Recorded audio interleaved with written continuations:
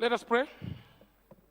Almighty God, who in your wisdom and goodness has appointed the office of rulers and parliaments for the welfare of society and the just government of the people, we ask you to behold with your abundant favor as your servants, whom we have been pleased to call to the performance of important tasks in this land. Let your blessings descend upon us here assembled, and grant that we may treat and consider all matters that shall come to under our deliberations in so just and faithful manner as to promote your honor and glory, and to advance the peace, prosperity, and welfare of this country and of those whose interest you have committed to our charge. Amen.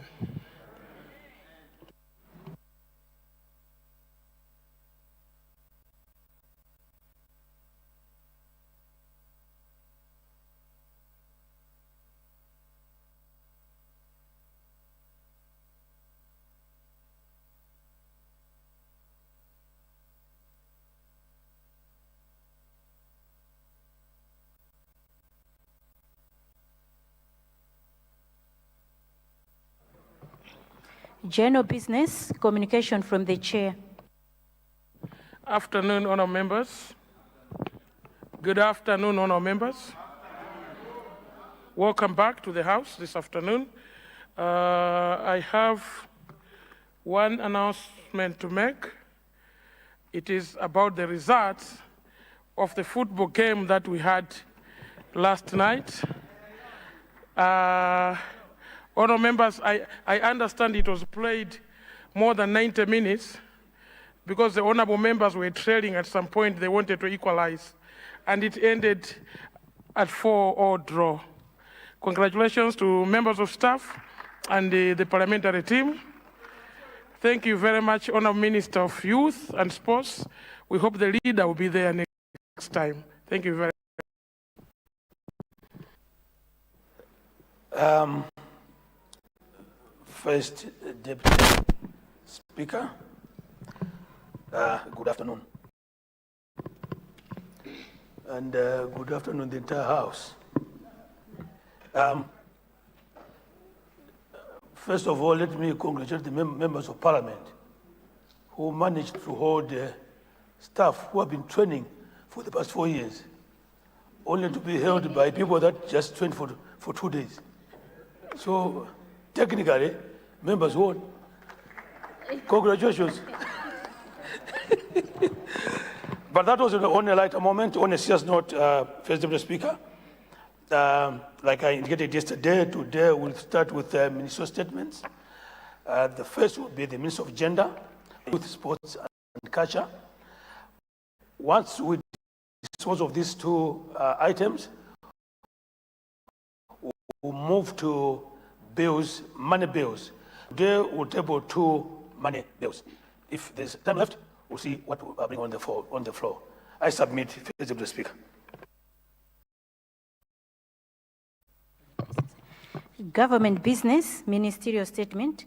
The Honourable Minister of Gender, Children, Disability and Social Welfare to present a statement on the national observance of disability rights awareness month in Malawi. Honourable Minister, you have 20 minutes to present the statement.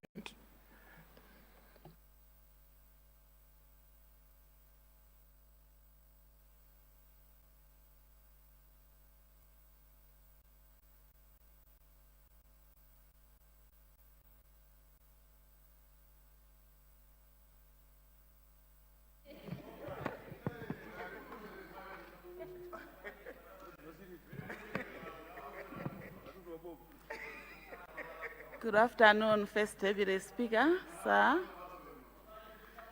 I would like to thank you for giving me this opportunity to make this ministerial statement in this August House on the observance of the Disability Rights Awareness Month in Malawi. This is one of the vital mechanisms that my ministry is undertaking to promote rights and well-being of persons with disabilities in the country. On the onset, First Deputy Speaker, Let me take this opportunity to thank His Excellency, Professor Arthur Peter Mutharika, the President of the Republic of Malawi, for appointing me as the Minister of Gender, Children, Disability and Social Welfare. This displays the trust that His Excellency, the President, has on me to serve the most marginalized and deserved, the nameless and vulnerable population groups. I gratefully promise to take this noble task and serve with excitement, zeal, commitment, agency, and umuntu. Let me also congratulate you, First Deputy Speaker, the Speaker, and the Second Deputy Speaker, Honorable Ministers, Deputy Ministers, and all Honorable Members on their victory and opening your door into Parliament. Congratulations. First Deputy Speaker, sir, one of the mandates of my ministry is to promote the quality of life of persons with disabilities in the country. As such, my ministry works with various sectors to help them incorporate disability issues in their respective plans, policies, and programs. Not only that, First Deputy Speaker, we also undertake different awareness initiatives about disability to promote mindset change and foster inclusion of persons with disabilities. First Deputy Speaker, in the spirit of promoting communion and solidarity by ensuring that voices of persons with disabilities are included in the National Development Agenda, my ministry collaborates with local and international and governmental organizations, civil society organizations, development partners, including the Federation of Disability Organizations in Malawi, FEDOMA, and its affiliate organizations of persons with disabilities. We subscribe to the idea of nothing about us without us, to effectively reach out to and serve this population group. First Deputy Speaker, at this point in time, allow me to zero in on the purposes of this ministerial statement, which is the observance of the Disability Rights Awareness Month in Malawi. The government of Malawi commemorates this Awareness Month annually since its adoption in 2015. It was created to provide our country with the opportunity to engage in various initiatives that promote understanding of human rights issues concerning persons with disabilities and highlight areas that require action. Besides, this month-long observance acts as a precursor to commemoration of International Day of Persons with Disabilities that falls on 3rd December annually. First Deputy Speaker, we have embraced the month as one of the mechanisms for dealing with deep-rooted and stereotypical negative attitudes towards persons with disabilities because positive change requires communal effort. As we observe the Awareness Month, we are guided by global theme for the International Day of Persons with Disabilities. As such, this year's theme is Fostering Disability-Inclusive Societies for Advancing Social Progress. The theme calls for a society that provides equity in accessing social justice and at the same time having inclusive institutions for attaining sustainable development. This aligns with goal number 16 of the 2030 Agenda for Sustainable Development that recognizes disability inclusion as an essential condition for building effective, accountable, and responsive national development institutions, policies, and programs.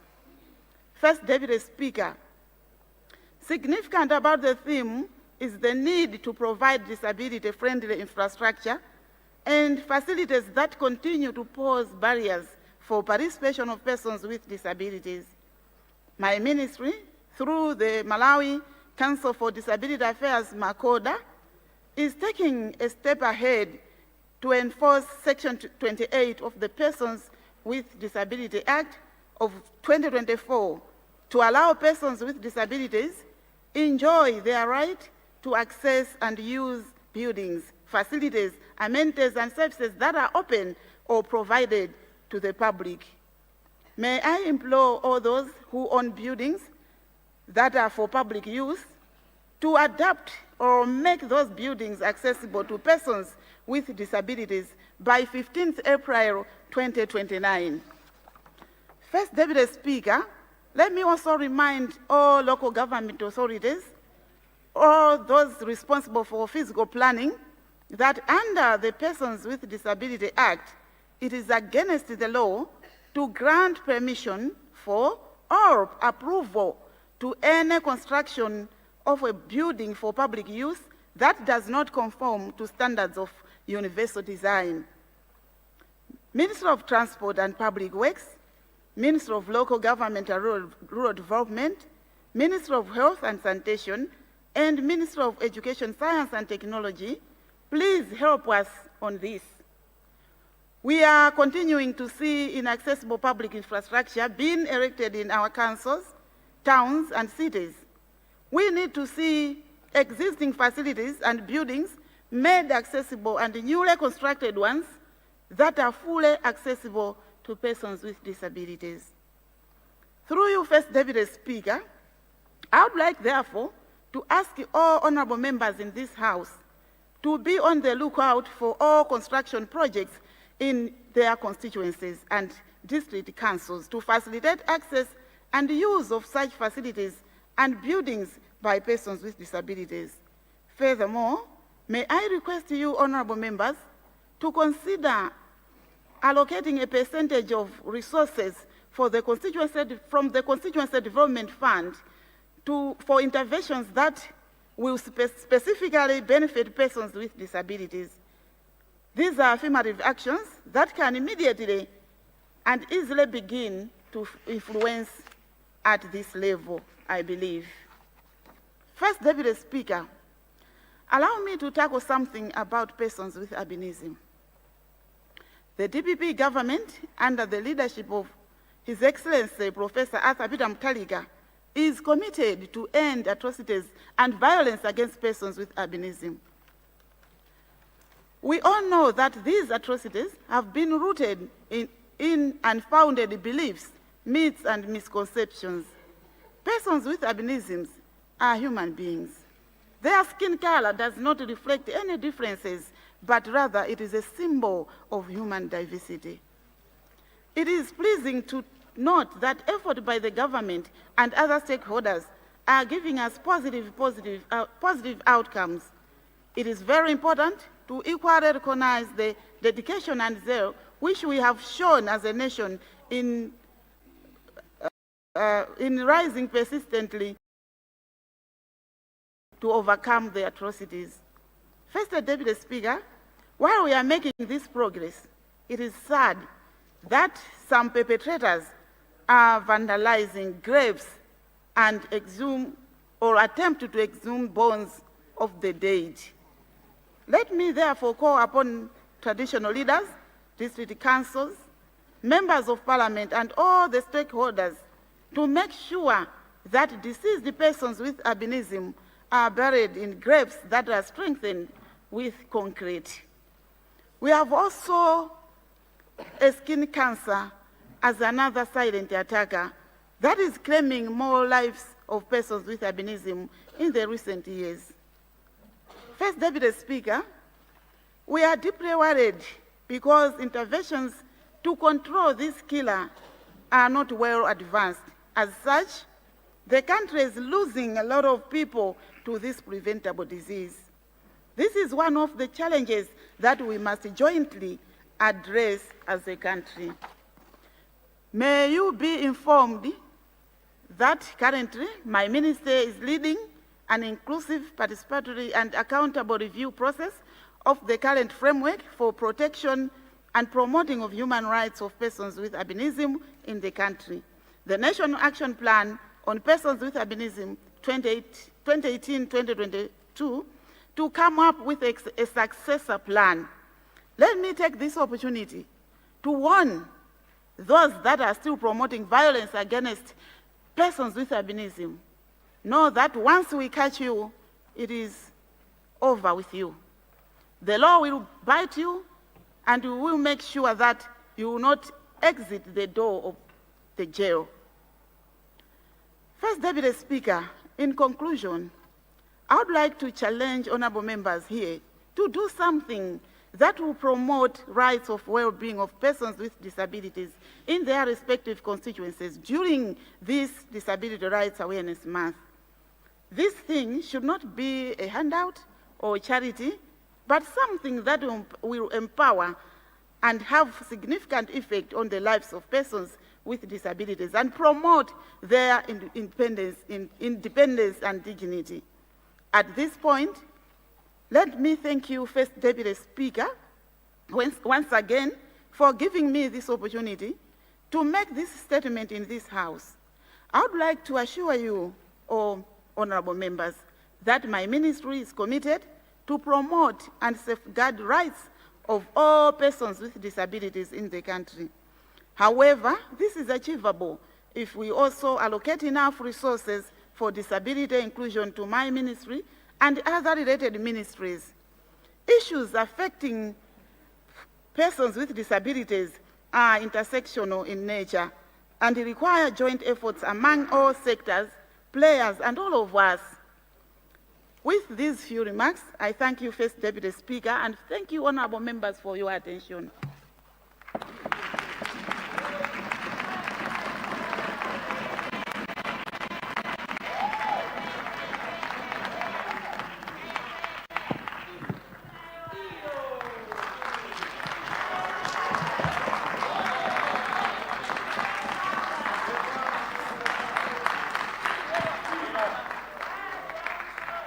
Thank you very much. Thank you very much, honour members. Honour Minister of Gender, thank you very much for the statement. Leaders, you have said we have 2 statements to take. Can I be guided, leader, on how many members we should allow to ask questions on the current statement? Leader?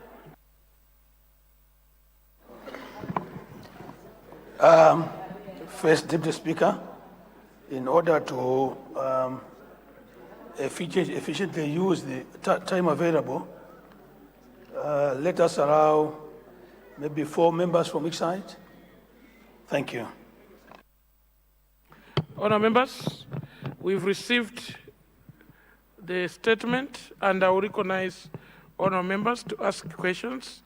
I'll start with the Luntha Sochi Zingwangwa constituency, then whip, opposition whip, and then the honorable member right at the back,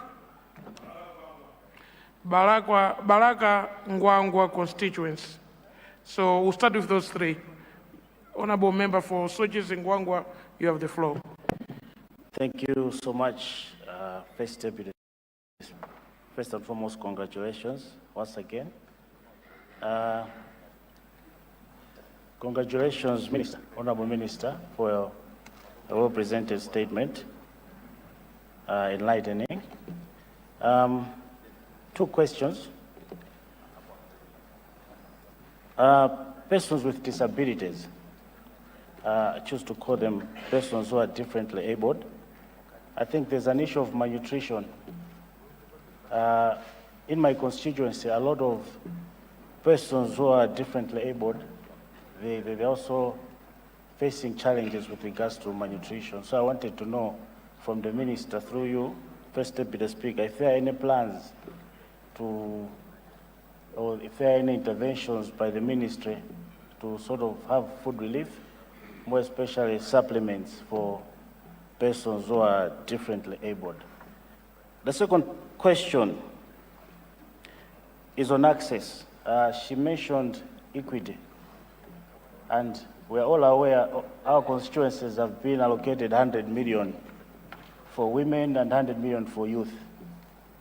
I don't know if there is any collaboration with the Minister of Local Government. If we could have a suggestion, maybe, if we could have an approach where we have a quota on the 100 million for youth and 100 million for women, where you know, persons who are differently able could also get access to these loans. So I think that's, through you, First Deputy Speaker, that's a question to her with regards to collaboration, zeroing in on the 100 million for youth and women, specifically for persons who are differently able. Thank you so much. Thank you very much. There's Mulunguni. Have I pronounced your constituents well? First Deputy Speaker, thank you for recognizing the people of Deza Mulunduni. Mulunduni. Mulunduni, yes. Sir. Thank you. You have the floor, sir. Thank you very much. Allow me first to congratulate the Honorable Minister for the well-presented statement as we go towards the commemoration of the rights of people with disabilities. In one thing that we all agree is that people living with disabilities, but particularly those with albinism, have been a target in this country. And I applaud the Minister for sounding a strong warning towards those that perpetrate these kind of barbaric acts. First, it would be a suggestion that she has extended a call to parliamentarians to act deliberately in a way to protect people with albinism. I would want to request first that politicians should be warned specifically, not only which doctors and would-be perpetrators of these acts, because it is a fact, it is on record, that politicians have also been associated, they have been mentioned in cases where people with albinism have vanished or have lost their lives. So, Honourable Minister, as you are responding to the questions, sound a deliberate, a clear, special warning to politicians in the country as well. My question, Honourable Speaker, the Honourable Minister has said or has called upon the citizenry to make sure that when people with albinism have died, they should be buried in concretized graves. This is a good call, Honourable Minister, that is to protect the bones of dead people who lived with albinism. But there have been plans or there have been programs in this country where the people living with albinism must be protected, provided with medical care, provided with security, and also provided with housing. Wanted to know if those plans are there in the action plan. And secondly, if there will be any provision of the said cement to concretize the burial grounds for these people, because this is someone who, while he was alive, he could not even access the cream that they need. While they lived, they could not access the protection. While they lived, they could not have housing, and even when they are dead, they can't afford a coffin. But here we are being called upon to provide cement for the concretization of their graves. Is there going to be any provision, just like you've provided for housing, towards the burial of these people? Thank you very much, First Deputy Speaker. Thank you. Baraka Ngwangwa.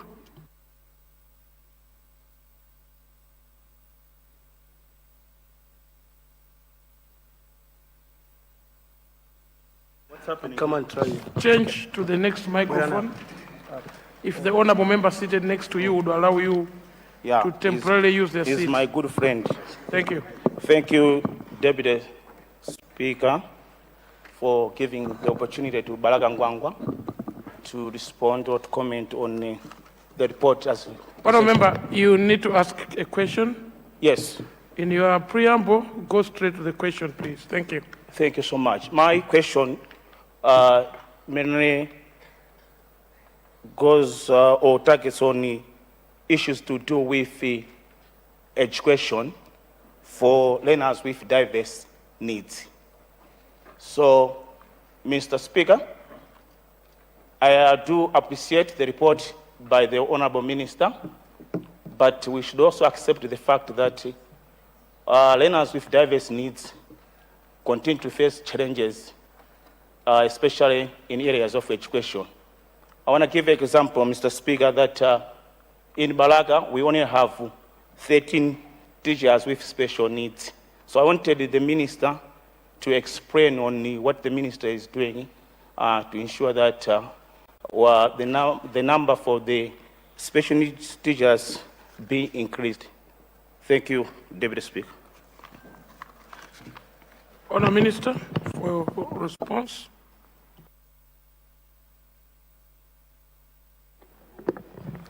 Thank you very much, First Deputy Speaker. Allow me to thank the honorable member for Sochi Zingwangwa constituency. The honorable member would like to ask my ministry to provide the food supplements, particularly to children with disabilities.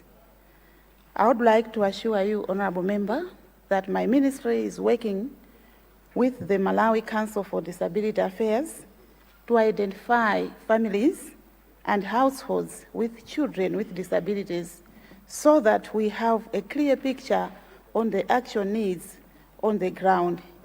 However, some efforts that the ministry has done to seek for support from organizations and companies to help with resources and foodstuff, especially fortified porridge that we will provide to such families and households. So I would like to assure you that my ministry will address your issue very soon. The second question from Sochi Zingwangwa is the issue regarding to loans for the people with disabilities. You have indicated that women and youth have been allocated 100 million per constituency every financial year. Indeed, it is important to also consider those with disabilities. And my ministry is working hand in hand with NIFI. There's a special package for persons with disabilities. And also, we have a disability fund within my ministry. I thank you, honorable member. First Deputy Speaker, there's also a question from Dedza Mulunduli. The name is pronounced Deza Mulunduni. Dedza Mulunduli. Thank you so much, honorable member, for the Mulunduli constituency. First Deputy Speaker, the honorable member is suggesting that a strong warning goes to perpetrators that are involved in the killing of persons with disabilities. Indeed, these issues have been there for a long time, and we are working tirelessly to ensure that all perpetrators, whether from political parties or which doctors, we are going to deal with them. And be assured, issues of killing of persons with albinism will be history. We will arrest them one by one. I thank you, Honorable. The last question comes from Balaka Ngwangwa.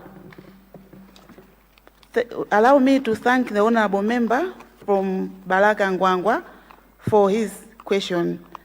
The honorable member would like to ask my ministry to consider allocating teachers with special needs in his constituency. I would like to assure the honorable member that I've taken note and will sit down with my colleagues in the Ministry of Education. I thank you, First Deputy Speaker. Thank you very much. Chirazolo Masanjara, Dowa East, and Mwanza Central. In that order, please. Thank you very much, First Deputy Speaker. I would like to say thank you to our Minister for a beautiful presentation. I have two questions only. In my constituency, I have over 200 people that are disabled, So my question is the government working on projects or some way of providing businesses or something to these people that these people that are physically challenged should be able to provide for their families? I'm asking this question because in Kenya, there was a certain street that the government modified tree cycles for people that are physically challenged. Example, a guy with one leg, they were allowed to use the tree cycles, and the kabaza, they are used mostly by people with two legs. So is the government working on something like that, at least that these people should be able to provide for their families? At least we create a certain business or a room for them. My other question is, I feel like in the group of these physically challenged people, their world is very small. I'm saying this because we do not have a lot of sport activities for these people. So my question was, is the government also able to look into something like this, that we provide sport activities special for these people? Because I've also seen in other countries, they have celebrities that are disabled. So we have kids at school. I wish they would stand up and mention and point at someone that when I grow up, I want to be like such a person. So in the world of showbiz, I think Fredokis would understand. They make celebrities. So I think, so my question was that are we able to introduce some sport activities suitable for these physically challenged people? Thank you very much. Thank you very much. Honourable Member, I don't know what you meant when you said Fredokis. Actually, the chair was so worried to say, is that a new word? Is that a new word that you have just originated from Chirazlo Masanjara? Or is it a river in Chirazlo? What is Fredokis? I'll take that back. Sorry, my friend, I forgot. Honorable Karua, since we are good friends, so sometimes I say that. Yeah? Branta City. I'm very sorry for that. Thank you very much. Oh, you meant the honorable member for Zingwangwa Sochi constituency. Honorable member for Zingwangwa Sochi constituency. Now you got it. I didn't know his other name was Fredokis, so actually starting to like the Fredokis name than the other name. Thank you. Dowa East. Thank you, Right Honorable First Deputy Speaker. First of all, allow me to extend congratulations to you, the Speaker and the Second Deputy Speaker, for being elected as our leaders in this House. Honorable Minister of Gender, I want to thank you for a very good statement. Many people would like to comment on issues to do with other sectors, and they don't prioritize issues with disability. But you have given us a very good statement on persons with disability, and I want to thank you. You have also highlighted quite a number of affirmative actions that the ministry is doing, which is commendable. I would like, therefore, want to extend and ask if indeed the affirmative action would go and ensure a right to education is indeed achieved. We have seen, for instance, persons with albinism have got an issue with their visual, how they're able to read, and when it's time for exams, they are given the very same time with people that are able to read, and their concentration therefore affects them. Are you going, Honourable Minister, for instance, to go a mile and allow persons with albinism, young people, young children, even to be allocated a bit more time during exams so that their right to education is not denied just because they are visually impaired? Secondly, Right Honourable Speaker, through you, I want to, sorry, my sister Sidna Bange, that's why it's Sankaso. I want to know if indeed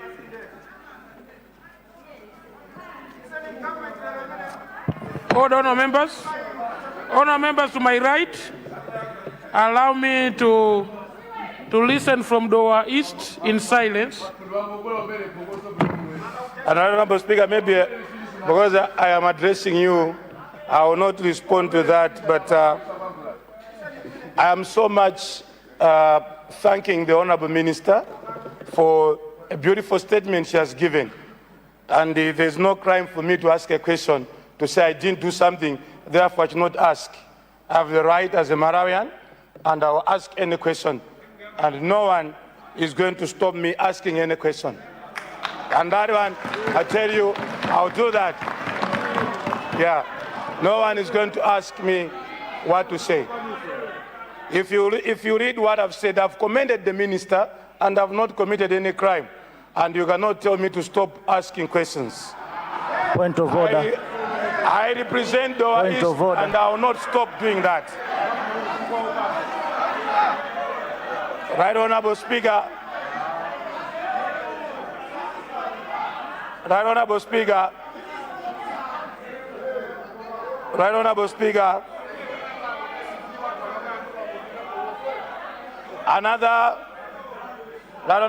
Another affirmative action I would like to know from the Honorable Minister, adding from what, if there will be indeed an affirmative action in recruitment. We have seen persons with albinism being recruited in police and others. But if you walk around Parliament, you will not find any person with albinism. You will look at all other places. Would you, Honorable Minister, with this good statement, consider giving more affirmative actions so that we include persons with albinism in recruitment and making sure they're enjoying the right for being Malawians? Right Honorable Speaker, finally, to thank you for giving Doha East and recognizing that as Doha East, I'll ask questions like any other person in this House. Thank you so much, Thank you very much, Honourable Member. Mwanza Central. Mwanza Central. I see the leader is standing. Point of order. Okay. Thank you very much. Second. Point of order. Point of order. Honourable Member, what has gone out of order? Yes, the minister gave the statement, but it is not yet circulated. So some of the information that she presented, we are unable to put them together. So wanted it, if she can do it so that we contribute it for the sake of some of our friends who are just joining us. Thank you. Taken. Honourable Member for Rumphi East. Is that another point of order? Yes, Honorable. Okay. Thank you, Deputy Speaker, sir. Is it in order that the member just asking the Minister of Gender now from Doha?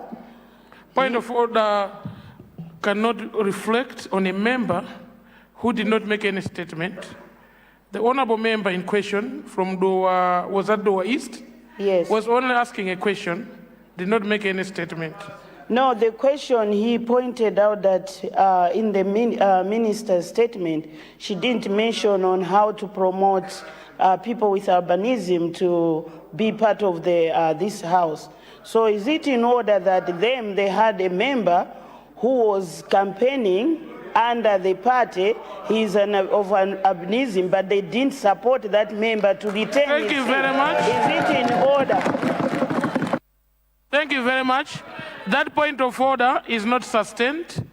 All questions, honourable members, all questions on a statement should be addressed to the honourable minister.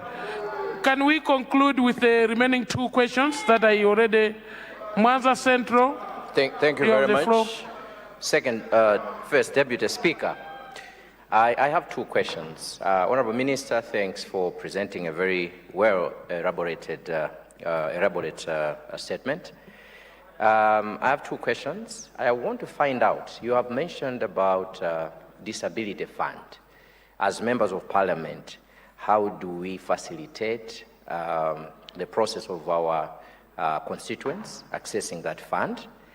Because sometimes when we do it at a district council, most of the times they tell us that there are no funds.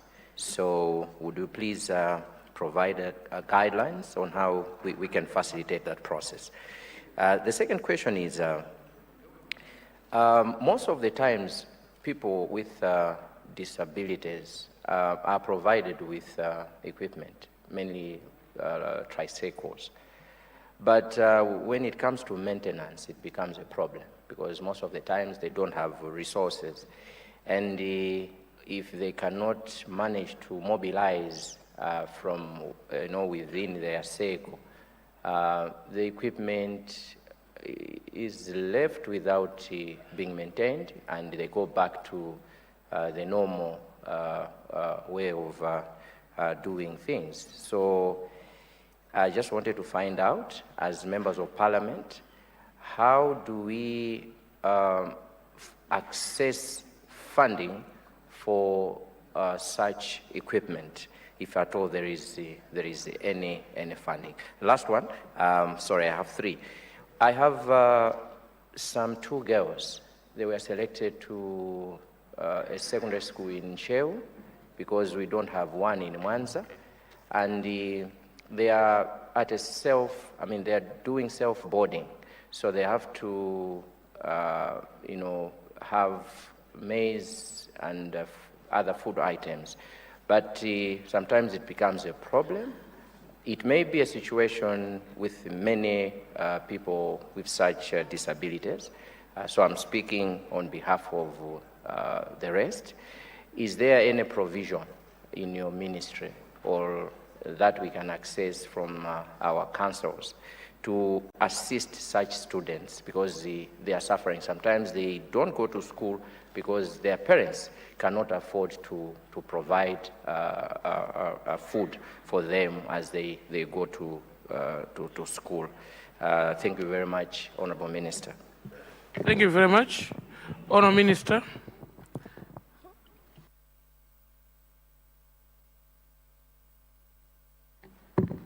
Thank you very much, First Deputy Speaker. Allow me to thank the Honorable Member Ochiladzulu Masanjara for his question. The Honorable Member is asking my ministry to assist persons with disabilities in order for them to be active. He has given examples, like to allow them to participate in sports activities. I would like to assure Honorable Member that my ministry have a number of programs. For instance, we have a beauty pageant for persons with albinism, and the issue to do with sports activity is a welcome development.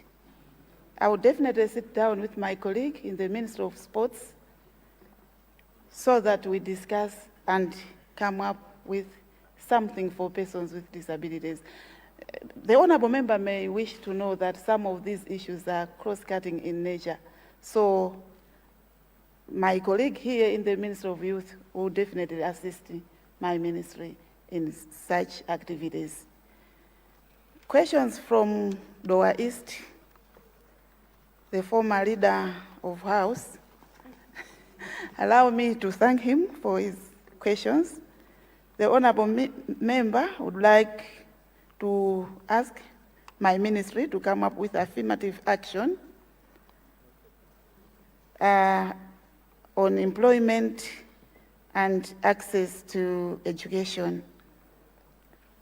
I would like to assure the Honorable Member that currently my ministry, through the Malawi Council for Disability Affairs, MACODA, is collecting information from all employers at the end of every year to establish the situation of employment for persons with disabilities. And the ministry will work on the regulations that will allow or provide legal support to promote employment of persons with disabilities. I would like also to assure the Honorable Member that there are already affirmative action on persons with albinism. They are considered and provided with enough time during exams at school, at secondary level, and when writing manable examinations. So we'll continue monitoring the situation, and if anything, if something happening in your area, please keep us updated. We'll make a follow-up.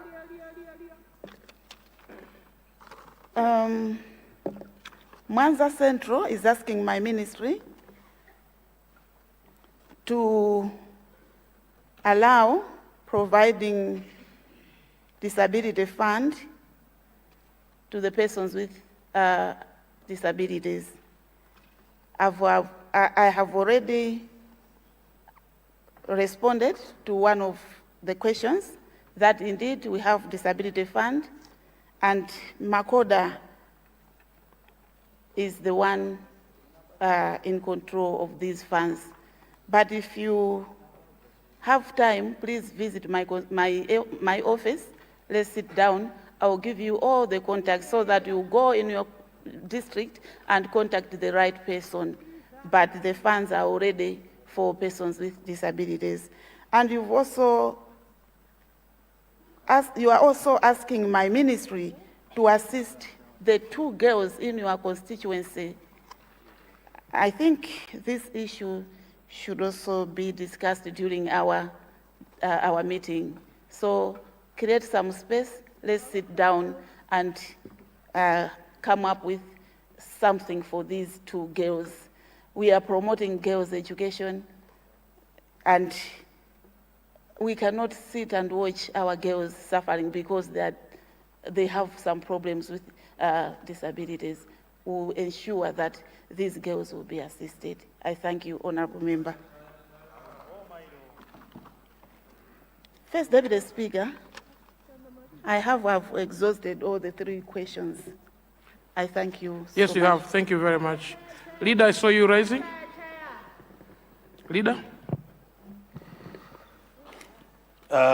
First Deputy Speaker,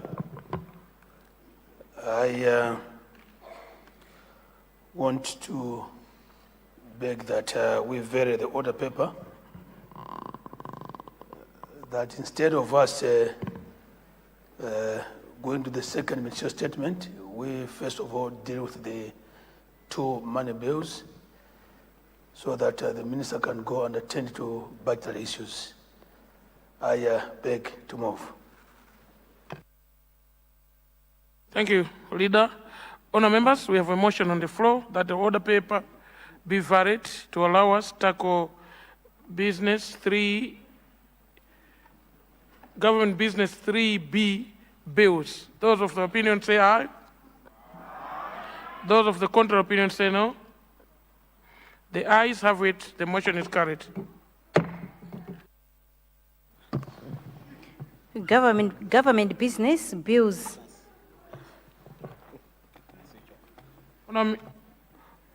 Honour Minister of Finance, honour members, the House has received communication from the Honour Minister of Finance to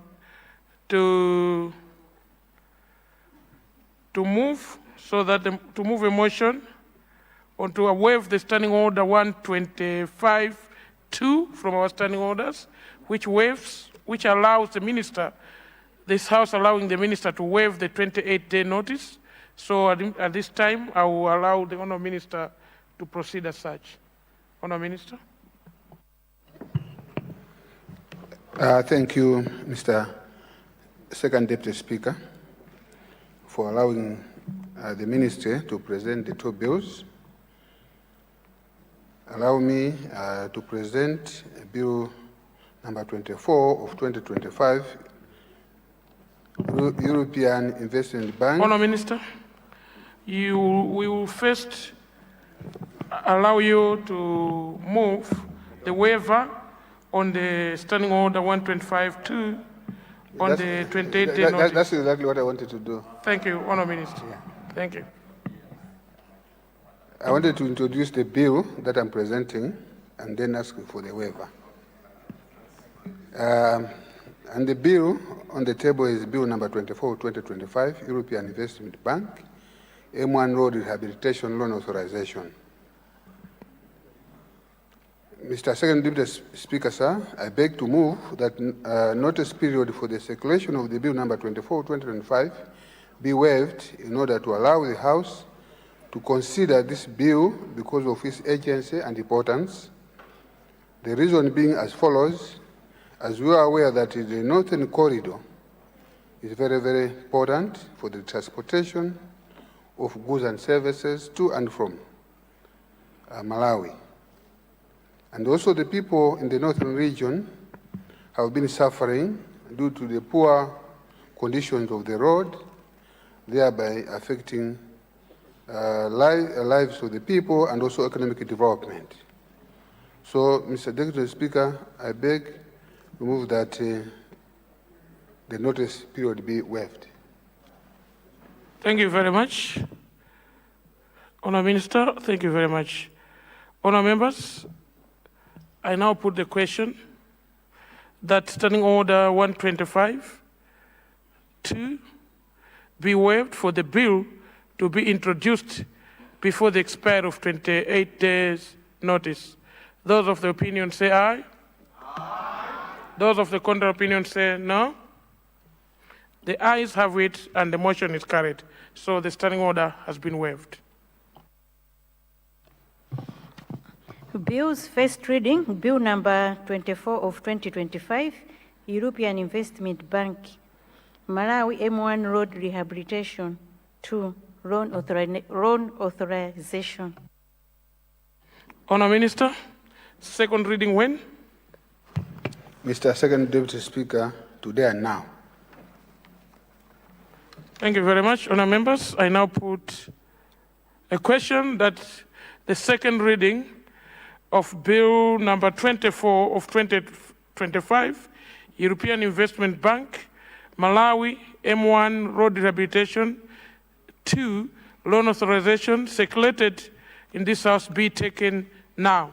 Those of the opinion say aye. Aye. Those of the contrary opinion say no. The ayes have it. The motion is carried.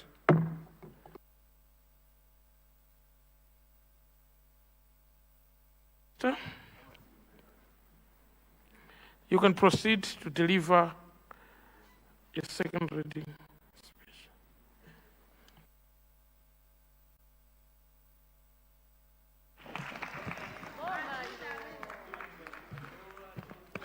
Mr. Second Deputy Speaker, sir, I beg to move that the European Investment Bank, EIB, Malawi M1 Road Rehabilitation 2C, loan authorization bill 25 be read a second time. Mr. Second Deputy Speaker, the bill seeks to authorize the Minister of Finance, Economic Planning and Decentralization on behalf of the Government of the Republic of Malawi to borrow from European Investment Bank sums of money not exceeding 38 million euros to finance the rehabilitation of M1 Road under the second phase. Under this phase, the government negotiated a total of 58 million euros with the European Investment Bank, whereby a loan of 38 million euros will be provided by the bank and a grant of 20 million euros will be provided by European Union. This financing will be available to the government of Malawi as a concessional package. The project has two components. The first component is civil works component, which is rehabilitating 347 kilometers of M1 road in 5 districts, namely Karonga, Songwe, 46 kilometers, Kacheche, Chiweta, 66.5 kilometers, Jenda, Nzimba, 46.5 kilometers, Kamuzu International Airport, to Kasungu, 102 kilometers, and Kasungu to Jenda, 85.5 kilometers. The second component of the project is the technical assistance This component is providing implementation support to the Roads Authority, which is a promoter, and providing independent audits covering technical aspects, environmental and social, project management, and road safety issues. In addition, the second phase will support preparatory studies for the potential later addition of the Songwe Bridge component, which has been included as one of the conditions under the grant agreement. Mr. Second Deputy Speaker, to provide further details in terms of concessional financing, the second phase of the finance contract has a grace period of 5 years and a period of 20 years, a payment period, after disbursement of each tranche. The current policy of the EIB, let me take that again. The current policy of Investment Bank is for the borrower, in this case, the government of Malawi, to choose whether to fix interest rates as specified in each disbursement notice or choose the floating rate according to the terms as specified in the finance contracts. Currently, government has chosen the fixed interest rate, which is being planned at approximately 4% per annum of July 2025 to prepare in advance for its debt service obligations. In line with the constitutionality requirement, this borrowing has also a grant element of 40%. So if you take it in totality, you find that there is a concession element of 35%. So this borrowing and plus the grant meets our requirement of borrowing on concessional basis. I would like to emphasize to this August House that the financing is in a form of concessional package, which includes a credit of 38 million and a grant of 20 million. The project began in 2019 by the DPP government, and its initial financial requirements amounted to 191 million. The requirements have been revised to 249.1 million euros as of the revised design report. During mobilization, there were a number of issues which were raised regarding the design of the drainage provisions, the need to increase pavement thickness, and some raising of the finished road levels to avoid overtopping. A revised report was completed in September 2023, which reflects the current request of 249.1 million euros as indicated in the finance contract. On average, according to the physical progress, the 4 contractors have covered over 40%, and there's need to ensure resources are secured for the successful implementation of this very important project. In the first phase, the government has received a total of 133.5 million euros as at the end of August 2025 from the European Investment Bank and the European Union, where funds may not be available beyond this financial year due to payments which will be made to the contractors for the completion of the works.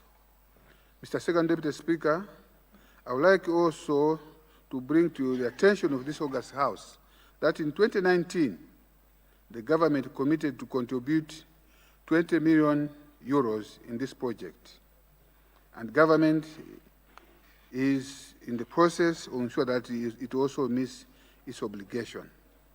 Allow me to also recognize the support from the World Bank as they supported the government with the credit of 32.5 million for the implementation of this particular project.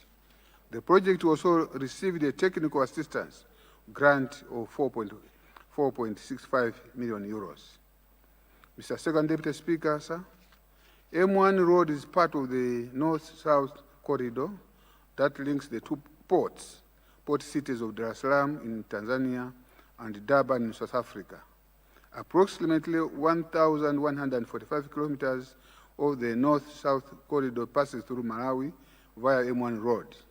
Completing this project in 2026 remains a priority for the development of our country, Malawi. May I therefore invite honorable members to join me in thanking European Investment Bank and European Union for availing the financial resources to the government of Malawi.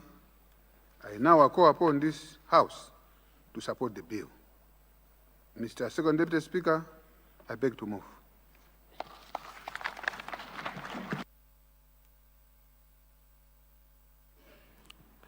Thank you very much, Honourable Minister Finance.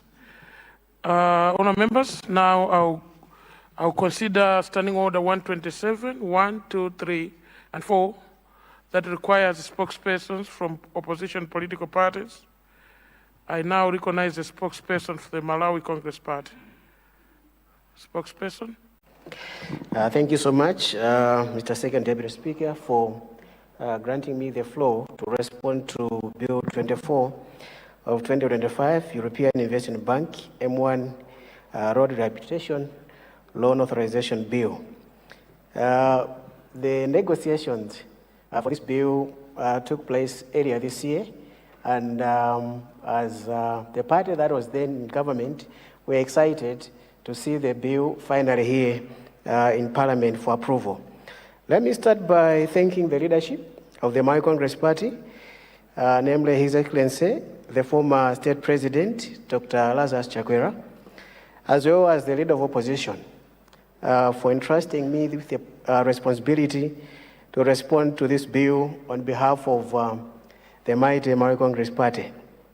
The bill seeks to authorize the Minister of Finance on behalf of Malawi government to borrow from the European Investment Bank an amount equivalent to 38 million euros as additional funding for M1 road rehabilitation.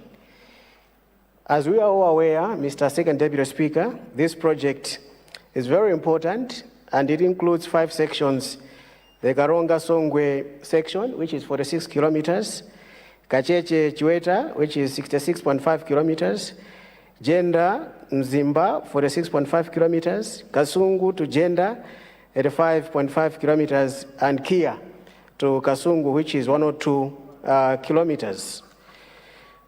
The Malawi Congress Party wholeheartedly supports this very important bill, and it is gratifying, Mr. Second Deputy Speaker, to note that for the past 2-3 years, we've witnessed tremendous works done over this road. As you are aware, Mr. Second Deputy Speaker, this road turned into a death trap for the road users. And so it is very pleasing to note that the road is taking shape. It is also more pleasing, Mr. Second Deputy Speaker, to note that the quality of the road is very high. You look at the thickness, it's massive. And we are very excited with the works that are being done. And as my Congress Party, we 100% support this very important bill. Mr. Deputy Speaker, as I conclude, as you are aware, government is a going concern. It is a continuing entity, and it's therefore exciting as well, pleasing to note that the current government is continuing with development projects which were actually taking place during the Malawi Congress Party government. And quite a lot of them across the country. If you're talking of, M1, you can also talk of the, the Lake Shore, you talk of the Nsipe, Liwonde, all the way to Zomba. A lot of projects that are, have been taking place, and we are glad that this government is continuing from where the Chakwera administration left. The past administration almost turned the whole of this country into a construction site. Everywhere there was construction taking place, and we're excited that the current government is continuing from there. Without further ado, Mr. Deputy Speaker, as my Congress party, we fully support this very important bill. Thank you very much. Thank you very much, spokesperson. UTM. Thank you very much, Honorable First Deputy Speaker. Let me begin by sincerely thanking the Honorable Minister for the well-delivered statement on the bill, where the clarity, First Deputy Speaker, and purpose contained in the Minister's presentation demonstrate government's commitment to improve the lives of Malawians. And for that, we are grateful. Mr. Speaker, Mr. First Deputy Speaker, as we consider this bill, it is important to highlight the broader economic benefits expected from the project contained within it. According to the analysis conducted during the project appraisal, these investments carry positive economic returns. And as UTM, Mr. Speaker, it is our wish that as a country, we will only be borrowing on projects that have positive returns. The past years, we borrowed over 17 trillion, but there is a few to point at. That is unacceptable, First Deputy Speaker. This project has a positive NPV and the IRR that exceeds normal threshold for public investment. This means, Mr. Speaker, that every kwacha invested is expected to generate more value for our economy in the long term. The Honorable Minister has spoken about infrastructure and social services, and indeed, these projects will reduce transport costs, improve access to markets, stimulate trade, and create jobs. We have seen how our colleagues in the northern region and those that use the corridor have suffered for the past years, mainly at Weta. We cannot continue to let our people suffer as such. Mr. Speaker, these benefits from the backbone of a positive NPV and strong IR, we have seen in these assessments. Simply put, Mr. Speaker, these are investments that pay back the nation over time. However, as a House, our role is to ensure that these projected benefits are fully realized. I wish, therefore, with great respect, to encourage the Minister to strengthen implementation oversight so that delays, cost escalations, and procurement challenges do not erode the strong economic returns we expect from this bill. With this consistent reporting and timely, updates to Parliament, we can together safeguard the value embedded in these projects. Honourable Minister, your leadership is bringing forward a bill with a clear economic justification is commendable. As Parliament, we stand ready to support. As UTM, we stand ready to support in ensuring that positive NPV and strong IRR and the anticipated social benefit translate into real improvement for our people. With those remarks, I, on behalf of UTM, support the bill. Thank you. Thank you very much, spokesperson. Honourable members, you might be wondering why UTM has been given the opportunity to present on this specific bill. According to our own standing orders, it is the main opposition party, the Malawi Congress Party, which has the power of having a spokesperson. But it at the discretion of the chair sitting here, UTM had to be recognized to make those statements today. So if someone was asking, that's the reason why we've done that. Thank you very much. The bill debate is open, honour members. The debate is open. Leader? Oh, wait.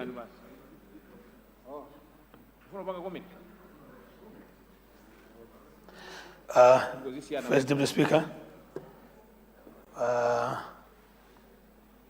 before I stood, there was a member who wants to take the floor to contribute on the bill. Once it's done, I will curtail. Thank you, Leader, for that consideration. I now recognize the honour member for Lilongwe Nyanja constituency. Thank you. Constituency is at the back there? Okay. Thank you so much, Leader, for recognizing that I stood, and thank you so much, Your Honor, this First Deputy Speaker, for doing the same. Maybe before I know it's not allowed to address background noise, but indeed, I come from Vumbwe. That's where my mother comes from, and it's a fact. And I also come from Lilongwe. That's where my late dad was coming from. And I married at Male village in Luntha, Tie Mankunikira. So I'm more Malawian than some of the people who think in that way. Anyway, he's my brother-in-law. It's fine. Those are honorable ministers, brother-in-law. Anyway, Your Honor, the First Deputy Speaker, I'd like to thank the Minister of Finance for ably presenting the bill, which clearly seeks to empower the locals, seeks to improve our road network, and that is the way to go. But I would like to ask for an assurance. Can the Minister of Finance give an assurance to the House that the money that is going to be borrowed is going to be put to good use? This is premised on the fact that World Bank has been reflected in his submission. And listening to him, and in relation to what World Bank just a few days ago committed in terms of maize purchase, it is alleged that out of that, World Bank also pushed that the 45 million that it has asked, we had asked, it has to be moved around the projects which are already existing in this country. So in this case, AGCOM is bound to suffer. Even Regional Climate Resilience Project under World Bank is most likely going to suffer if we're going to use the position which World Bank has given us. Maize is very important, but I would like an assurance from the Minister that this money is not going to be diverted to do other things, because it is something that is going to be a law having been passed this afternoon. Are we not going to take that money and use it in other projects like purchase of maize? It is very important. We can look around within the country and source funds to provide for purchase of maize. But in relation that World Bank has been reflected, are we sure that this is not going to end up in the purchase of maize? But otherwise, this is something which is commendable, and I'm standing because I'm afraid that if we do what I've just said, it may affect the infrastructure development, and that will be a problem, because we have a Makanjira Road, which we approved, and that is waiting for the same funds. So I would like that kind of assurance through you, Your Honor, the First Deputy Speaker. Thank you so much for recognizing the people of Lilongwe Nyanja constituency. Thank you very much. The last to speak on this bill will be Lilongwe Likuni.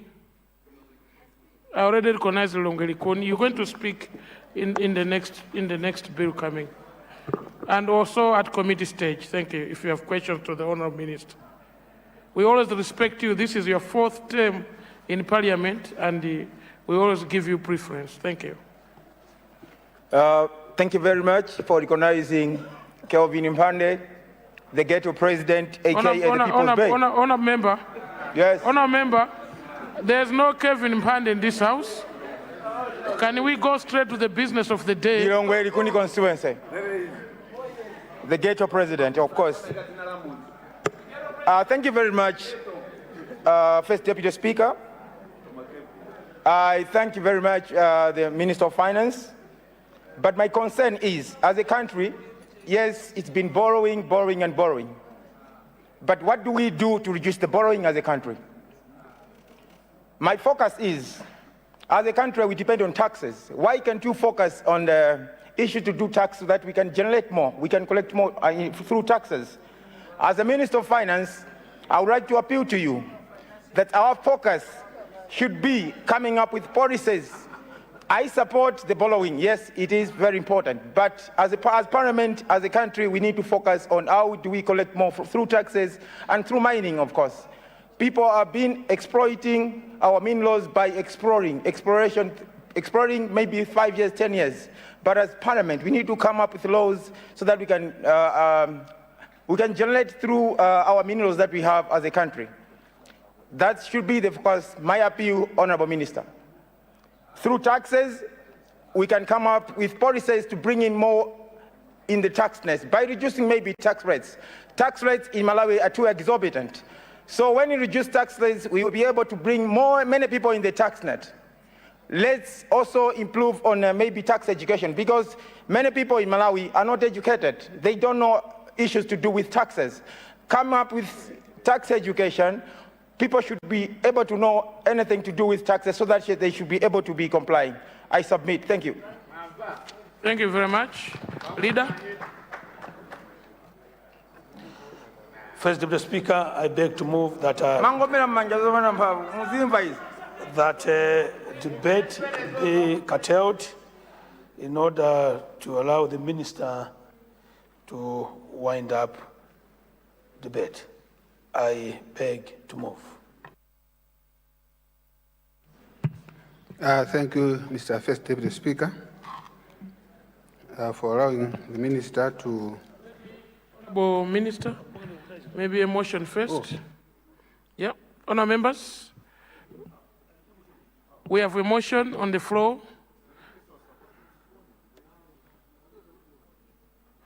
We have a motion on the floor for debate to be curtailed to allow the honourable minister to wind up on the motion. Those of the opinion say aye.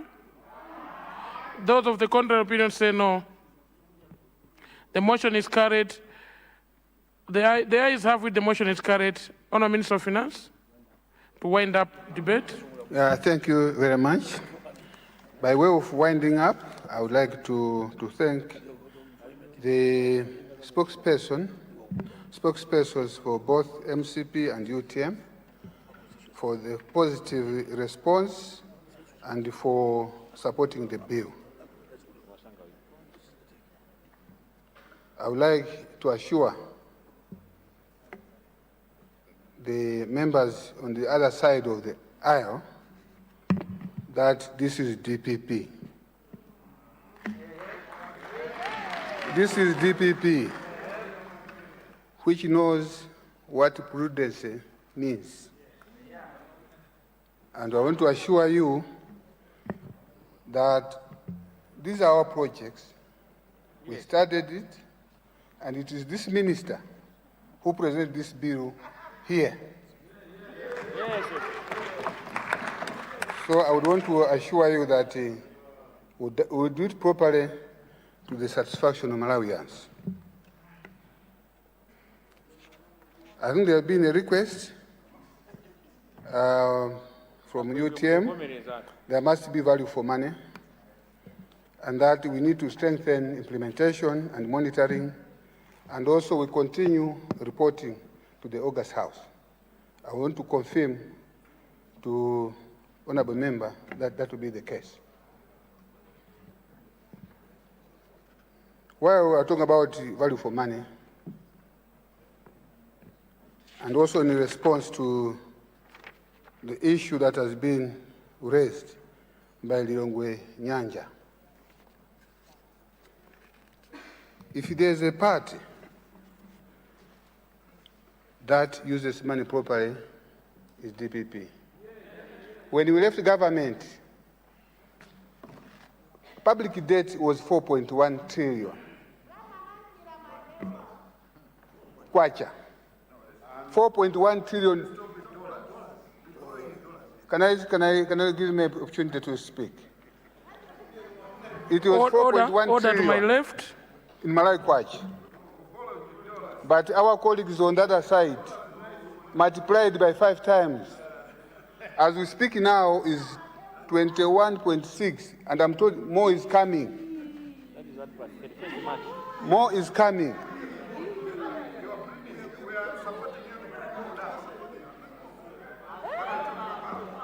So the fact is that I want to assure the honourable member. I want to assure the honourable member that no project will suffer.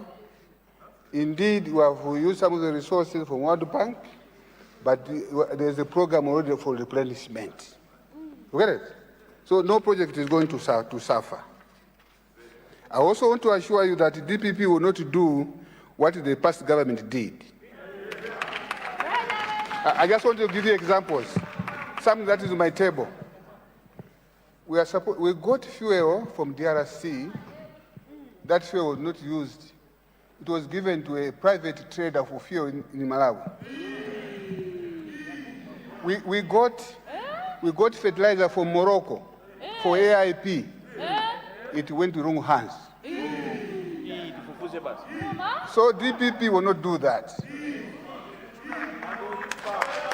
DPP will not do that. And also there was maize. There was maize that was supposed to go to the poor people. Yes. But it was labeled as a party maize and was being distributed for campaign. That will not happen. That will not happen for DPP.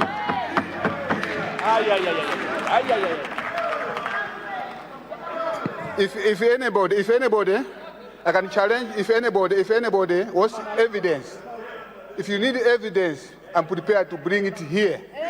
Bring it. I will bring it here. Lastly, I would want to comment also. I want to also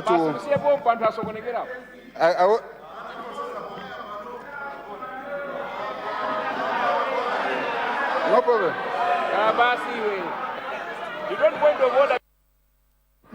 Let's allow the minister to wind up.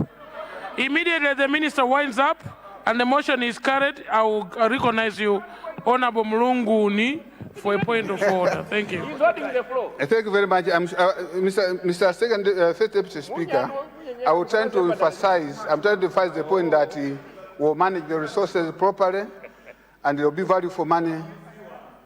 That's the point I was trying to emphasize here, and not like what was happening before. Now, with regard to, I think, the observation made by Lilongwe Likuni, I also want to agree with you. They need to reduce borrowing, and also they need to generate more revenue. I want to agree with you. And I would want to assure you that we have an economic recovery plan in place. And that will be presented in this August House. I also want to say that on Friday, this coming Friday, after tomorrow, when I'm presenting the midterm budget,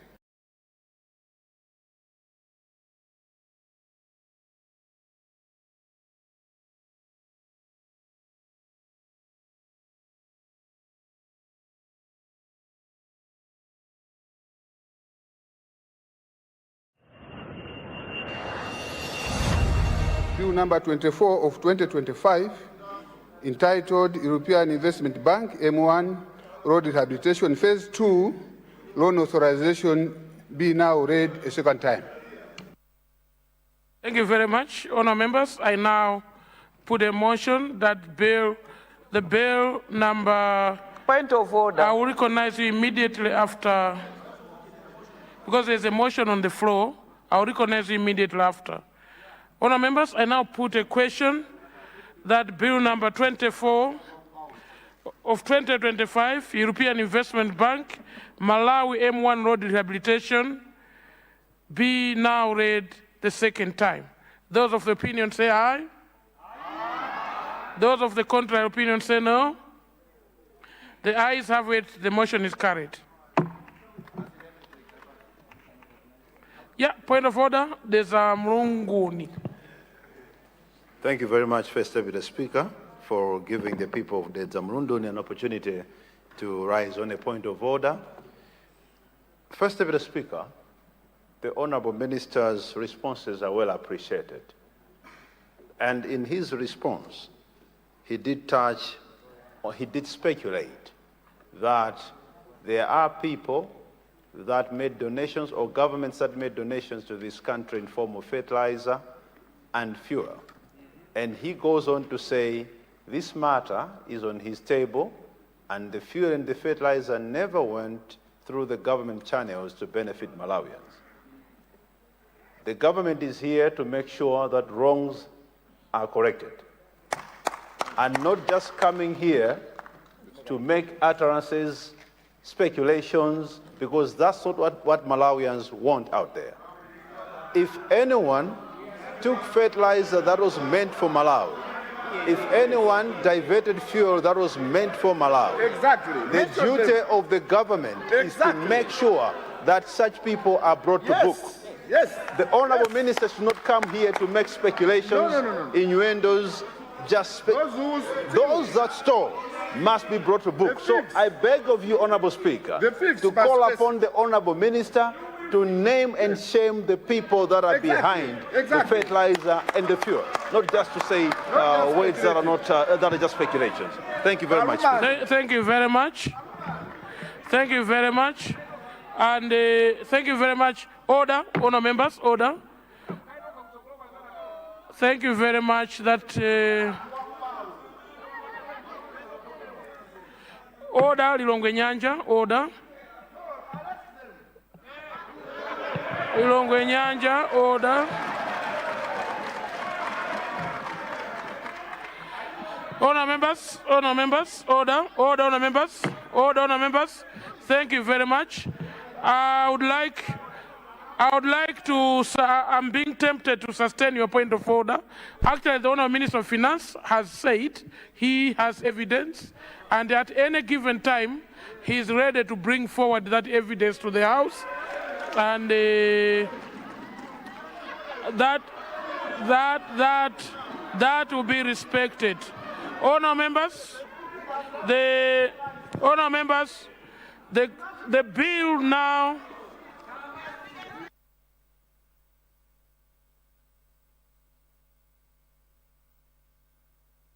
Honour members, the bill is now at committee stage. Leader, do you want me to recognize you before the committee stage? Thank you, Leader.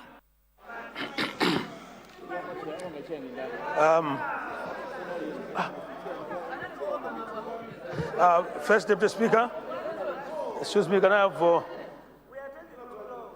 Leader is on the floor, honour members. Leader is on the floor, honour members. Order. I just want to say one thing. We are in serious business here, and therefore I would like to appeal to every member in this House to please maintain decorum. Let's avoid making unnecessary noise. The issues that have been raised will be addressed at an appropriate time.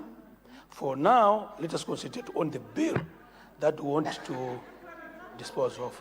No, I'm just speaking to all sides of the House. Please, let's remain orderly. So even that side, even on our side, let us please maintain order, and so it is on that side. Please, please, please. Thank you very much, First Deputy Speaker. Thank you very much, Leader. That point is noted. Honour members, I recognize I'm using my own discretion now to recognize a former chair of the previous committees to chair a committee stage. Was she a chair? I need to recognize a former chair. Those former chairs, please rise so you can be recognized. The honorable member for Chikwawa West, please come forward and chair the committee stage of the House. Thank you.